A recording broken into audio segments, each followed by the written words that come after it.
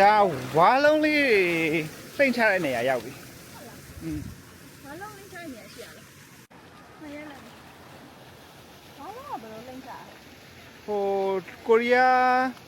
ကောင်လေးရဲ့ဟို view ထဲမှာ ဗီဒီယိုထဲမှာဒီနေရာလေးရောက်တော့အားလုံးကကြောက်ညက်သွားတဲ့တကယ်လမ်းကိုဆက်မသွားဘဲနဲ့ဒီနေရာမှာပဲရက်လိုက်ကြတော့ကျမစိတ်ထဲမှာထင်လိုက်တာကြောက်ညက်ဆိုတာဒီနေရာလေးပဲလားပေါ့နော်ငါဘာဖြစ်လို့ဒီနေရာကိုလာမိရလဲဆိုပြီးတော့ကိုစိတ်ပြက်ပြီးတော့ဘာလုပ်ရမှန်းမသိတဲ့အခြေအနေလေးဖြစ်နေတဲ့အချိန်ပေါ့နော်ဒီလမ်းကြီးဒါပဲရှိတယ်ဒါပဲရှိတယ်ဒီ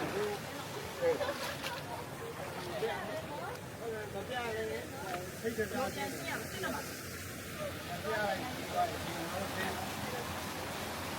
ဒီနေရာမှာအားလုံးထင်လိုက်တာကြောက်ညက်နေရကဒီနေရာမှာစုံးပြီလို့ထင်လိုက်ပြီးတော့သူတို့တွေကဆက်ပြီးတော့တတ်မလာကြတော့အပေါ်ကိုတကယ်တတ်တဲ့သူက9ယောက်လောက်ပဲရှိမယ်နေတို့လည်းဘာဆက်လုပ်ရမှန်းမသိတော့ဟိုရှောက်ကြည့်ဒီရှောက်ကြည့်နေပဲရှောက်ကြည့်နေရဒီနေရာတော့ကြောက်ညက်ရဲ့နေရာအစလေးကိုအောက်လမ်းမသွားဘဲနဲ့အပေါ်ခုံးလေးပေါ်တက်ပြီးတော့လမ်းလျှောက်လို့ရှင်ဒီအပေါ်စီကနေမြင်ရရပါတော့အဲ့တော့ချင်တဲ့သူတွေကလည်းဆက်တက်မလာဘူးဆိုတော့နေတို့ဘာလုပ်ရမှန်းမသိဘူးအကုန်လုံးကလည်းလှည့်ပြန်သွားကြပြီဆိုတော့နေတို့လည်းပြန်ဆင်းခဲ့ရတယ်ပေါ့နော်အဲ့အချိန်တုန်းကတော့